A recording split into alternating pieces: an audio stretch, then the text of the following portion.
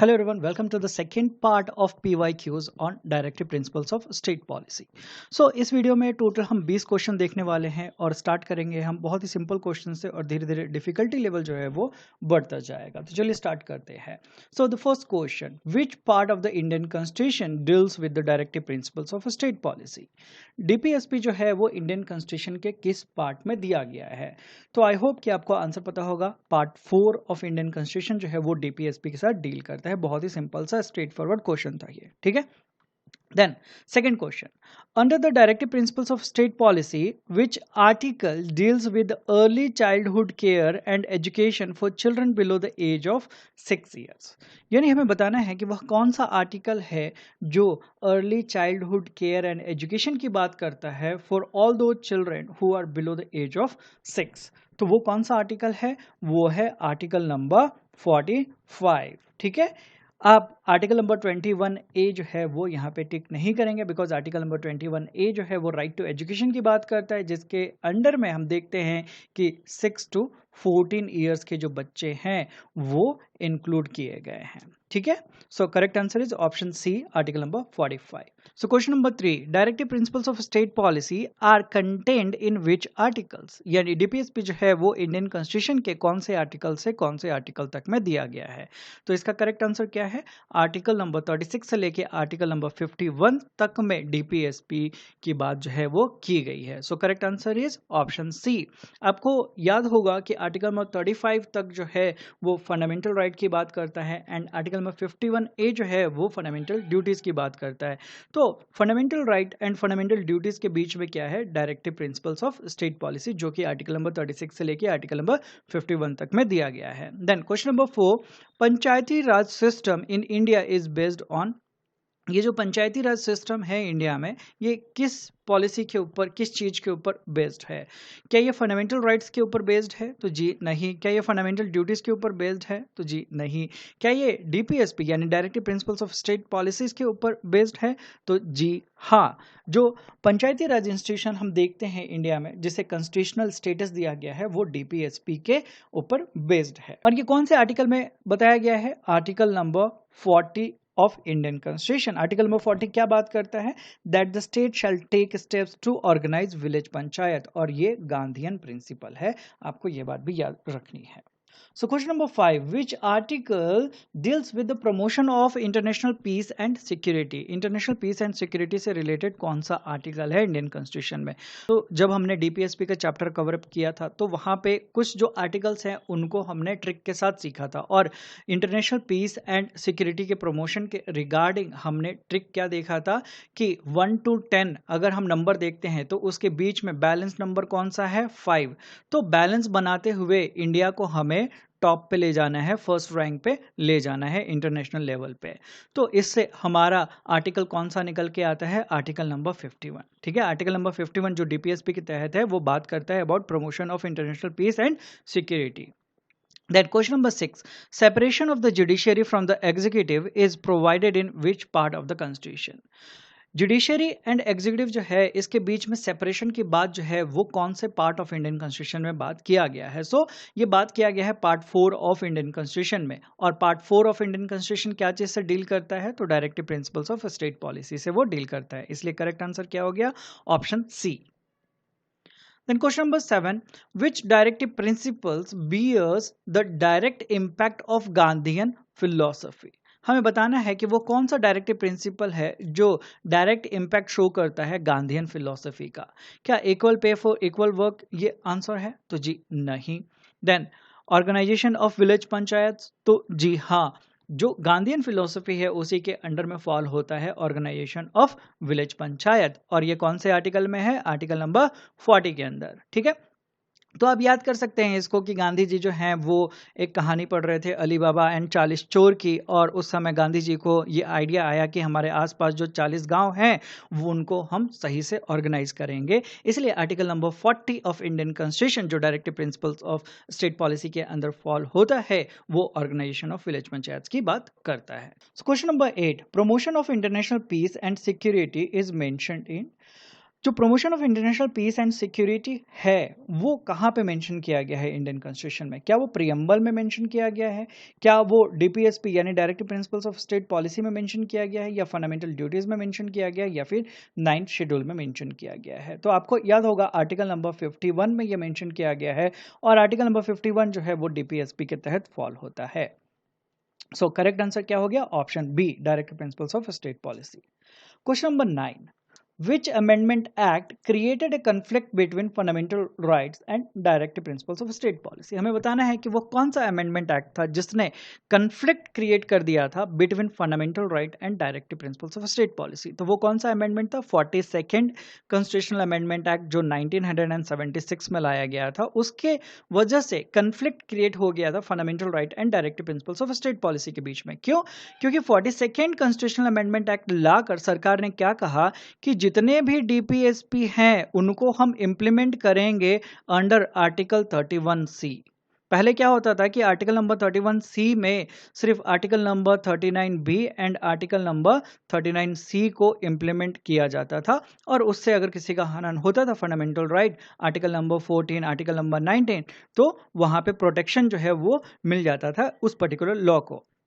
तो 42nd constitutional amendment act ला के सरकार जो है उस समय कहती है कि जितने भी डायरेक्टिव प्रिंसिपल्स हैं उन सबको हम आर्टिकल नंबर 31C के तहत इंप्लीमेंट कर सकते हैं, और किसी का फंडामेंटल राइट का वायलेशन अगर होता है तो वो वायलेशन क्लेम नहीं कर सकता है, वो इम्यूनिटी जो है वो मिल जाएगा उन सारे डीपीएसपीस को। तो इसके वजह से काफी बड़ा कन्फ्लिक्ट जो है वो हो गया था fundamental right and directive principles के बीच में। Question number 10, directive principles of state policy are based on which type of philosophy? DPSP जो है वो किस टाइप की फिलोसफी के ऊपर बेस्ड है? क्या वो लिबरल फिलोसफी के ऊपर बेस्ड है, क्या वो सोशलिस्ट फिलोसफी पे बेस्ड है, या फिर गांधीयन फिलोसफी पे बेस्ड है? तो आपको क्या याद रखना है कि डीपीएसपी जो है वो इन तीनों फिलोसफीज पे बेस्ड है, ये मिक्सचर है तीनों फिलोसफी का। क्योंकि कुछ जो प्रिंसिपल्स हैं वो लिबरल फिलोसफी को रिफ्लेक्ट करते हैं, कुछ जो प्रिंसिपल हैं वो सोशलिस्ट फिलोसफी को रिफ्लेक्ट करते हैं, एंड कुछ जो प्रिंसिपल्स हैं वो गांधीयन फिलोसफी को रिफ्लेक्ट करते हैं। इसलिए करेक्ट आंसर क्या होगा यहाँ पे?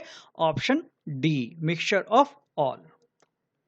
Question number 11, The concept of welfare state is included in which part of Indian Constitution? जो welfare state का जो concept है वो Indian Constitution के किस part में include किया गया है? क्या ये preamble में include किया गया है? तो जी नहीं। क्या ये fundamental right में include किया गया है? तो जी नहीं। क्या ये fundamental duties में include किया गया है?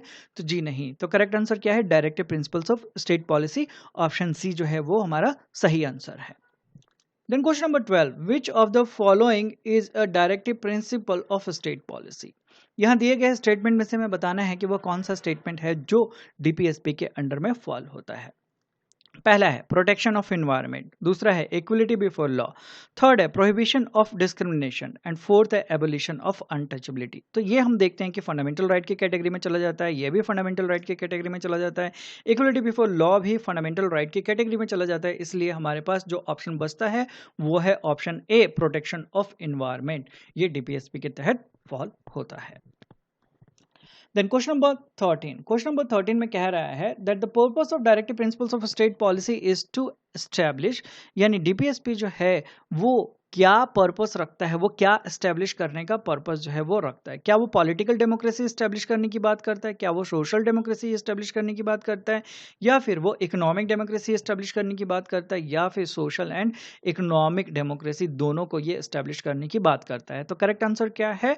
सोशल एंड इकोनॉमिक डेमोक्रेसी दोनों को ये एस्टेब्लिश करने की बात करता है। ठीक है, आर्टिकल नंबर 38, आर्टिकल नंबर 39 दोनों जो हैं वो इस चीज को बताते हैं। आर्टिकल नंबर 38 में हमें क्या देखने को मिलता है? आर्टिकल नंबर 38 जो है वो बात करता है about promotion of welfare of the people. ठीक है, यानी सोशल डेमोक्रेसी की वो बात करता है। आर्टिकल नंबर 39 जो है वो क्या चीज की बात करता है? तो इकोनॉमिक जस्टिस प्रोवाइड करने की बात करता है, यानी इकोनॉमिक डेमोक्रेसी क्रिएट करने की बात करता है। तो इसलिए करेक्ट आंसर क्या है? Option D. Then question number 14, which of the following is not included in DPSP? हमें बताना है कि दिए हुए ऑप्शंस में से वो कौन सा ऑप्शन है जो डीपीएसपी में नहीं इंक्लूड किया गया है। आपको केयरफुल हो जाना है बिकॉज यहाँ पे वर्ड यूज किया गया है not. Then prohibition of liquor, option A कह रहा है right to work. Then option C कह रहा है equal wage for equal work and option D कह रहा है राइट टू वोट। तो प्रोहिबिशन ऑफ लीकर जो है वो हमने देखा कि गांधीयन प्रिंसिपल के अंडर में डीपीएसपी में रखा गया है। राइट टू वर्क जो है ये भी डीपीएसपी के अंडर में फॉल होता है। Equal wage for equal work ये भी डीपीएसपी में फॉल होता है। इसलिए करेक्ट आंसर क्या होगा, यहाँ पे नॉट पूछा है तो करेक्ट आंसर क्या है, right to vote. Right to vote जो है वो हमारा यहाँ पे करेक्ट आंसर है। And what you have to remember with respect to right to vote कि ये हमारा एक कॉन्स्टिट्यूशनल राइट है, ठीक है, फंडामेंटल राइट नहीं है बट ये कॉन्स्टिट्यूशनल राइट है जो आर्टिकल नंबर 326 के अंडर में फॉल होता है। Question number 15. Directive principles are like a check payable at the convenience of the bank. Who said this? हमें बताना है कि डायरेक्टिव प्रिंसिपल जो है वो एक चेक की तरह है जो बैंक के कन्वीनियंस के हिसाब से दिया जाएगा। ये स्टेटमेंट किसने दिया है? तो ये स्टेटमेंट जो है डॉक्टर भीमराव अंबेडकर जी के द्वारा दिया गया है। सो करेक्ट आंसर क्या है, ऑप्शन ए।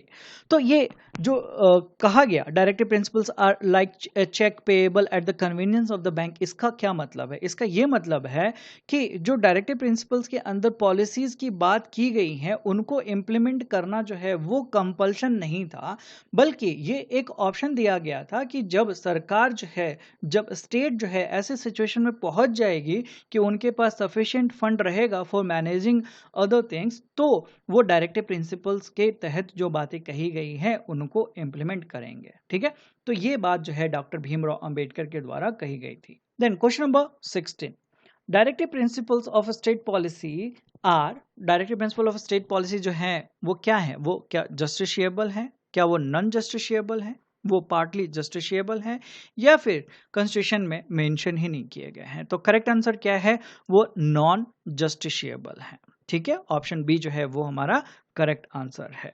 और ये बात आपको कहां से देखने को मिल जाती है, इसका प्रूफ कहां पे है, आर्टिकल नंबर 37 में आपको ये देखने को मिल जाता है कि directive principles of state policy जो है वो नॉन जस्टिशिएबल रहेंगे। Question number 17, which of the following are Gandhian principles? यहाँ पे जो डीपीएसपी के तहत प्रिंसिपल्स हैं, फिलोसफीज हैं, वो दिए गए हैं। हमें बताना है कि वो कौन से प्रिंसिपल जो हैं वो गांधीयन प्रिंसिपल के अंदर फॉल होते हैं। पहला है ऑर्गेनाइजेशन ऑफ विलेज पंचायत, तो जी हाँ ये गांधीयन प्रिंसिपल में फॉल होता है। Then promotion of cottage industry, तो जी हाँ ये भी गांधीयन प्रिंसिपल के अंडर फॉल होता है। देन यूनिफॉर्म सिविल कोड, तो जी नहीं, ये गांधीयन प्रिंसिपल के अंडर फॉल नहीं होता है। एंड फोर्थ है securing lease and decent life for worker, तो ये भी गांधीयन प्रिंसिपल के अंदर फॉल होता है। तो जहां भी ऑप्शन 3 है वहां पे आप काट दीजिए तो आपको आंसर जो है मिल जाएगा। और इस तरीके से हमें आंसर मिल गया, ऑप्शन बी 1, 2 एंड 4 जो है वो हमारा करेक्ट आंसर है। Then question number 18, with reference to article number 39 consider the following। Article number 39 के रिस्पेक्ट में यहाँ पे कुछ स्टेटमेंट्स दिए गए हैं, हमें बताना है कि कौन से स्टेटमेंट जो हैं with respect to article number 39 correct है यहाँ पे। ठीक है, पहला स्टेटमेंट कह रहा है equal pay for equal work for both men and women.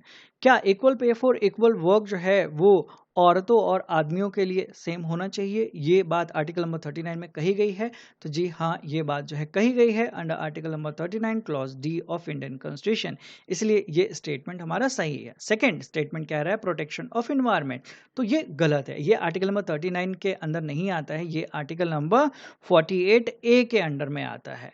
ठीक है, तो सेकेंड वाला जो ऑप्शन है वो हमारा गलत है, तो हम एलिमिनेट करेंगे ऑप्शन सी, ऑप्शन डी को। देन थर्ड यहाँ पे कह रहा है prevention of concentration of wealth. क्या आर्टिकल नंबर 39 जो है वो prevention of concentration of wealth जो है वो प्रोहिबिट करता है, यानी कंसंट्रेशन ऑफ वेल्थ जो है वो नहीं होना चाहिए, ये इंश्योर किया जाता है bye article number 39 of Indian constitution? तो जी हाँ ये स्टेटमेंट जो है वो भी सही है with respect to article number 39। So ये कहाँ पे कहा गया है, आर्टिकल नंबर 39 क्लॉज सी में ये कहा गया है। सो करेक्ट आंसर क्या मिल जाता है हमें, आंसर जो है वो हो जाता है ऑप्शन ए, 1 एंड 3 जो स्टेटमेंट है वो सही है यहाँ पे with respect to article number 39। So question number 19, consider the following pairs. यहाँ पे कुछ आर्टिकल्स दिए गए हैं और उससे रिगार्डिंग यहाँ पे कुछ बातें बताई गई है, तो हमें बताना है कि कौन से करेक्टली मैच्ड हैं। फर्स्ट जो आर्टिकल है वो कह रहा है आर्टिकल नंबर 39A के बारे में, और बताया जा रहा है कि आर्टिकल नंबर 39A के अंदर कहा गया है equal justice and free legal aid के बारे में।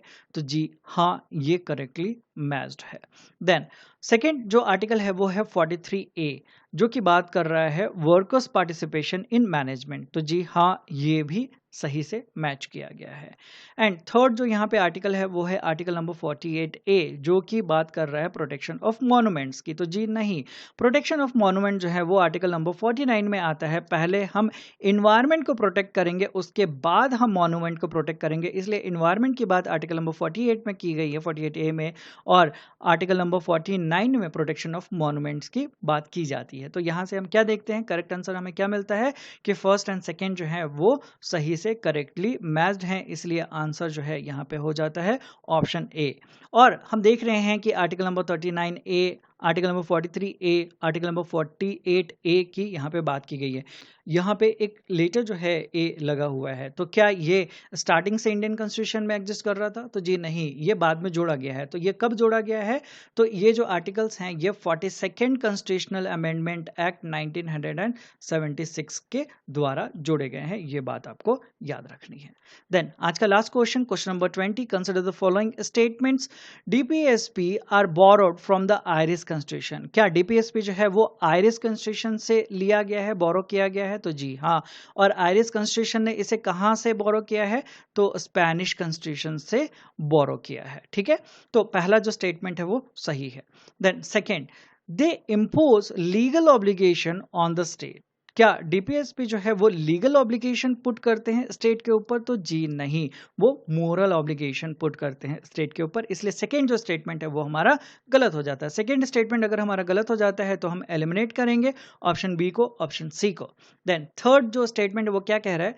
दे aim at establishing welfare state. DPSP क्या एम रखते हैं? क्या वो वेलफेयर स्टेट क्रिएट करने का एम रखते हैं? तो जी हाँ, थर्ड जो स्टेटमेंट है वो सही है, इसलिए करेक्ट आंसर क्या हो जाएगा? Option A, 1 and 3 only. So that's all in this video. I hope कि आपको ये वीडियो पसंद आया होगा। वीडियो पसंद आया होगा तो प्लीज़ वीडियो को लाइक कर दीजिएगा, वीडियो को शेयर कर दीजिएगा। कुछ डाउट्स अगर रह गए हों तो आप कमेंट करके पूछ सकते हैं, या फिर इंस्टाग्राम पे मुझसे कनेक्ट होकर आप अपने डाउट्स हैं डायरेक्टली मुझसे पूछ सकते हैं। एंड चैनल को आपने अभी तक सब्सक्राइब नहीं किया है तो प्लीज़ सब्सक्राइब कर लीजिएगा and hit the bell icon to get the latest notification. तो मिलता हूँ मैं अगले वीडियो में। Till then take care, bye bye, thank you, जय हिंद।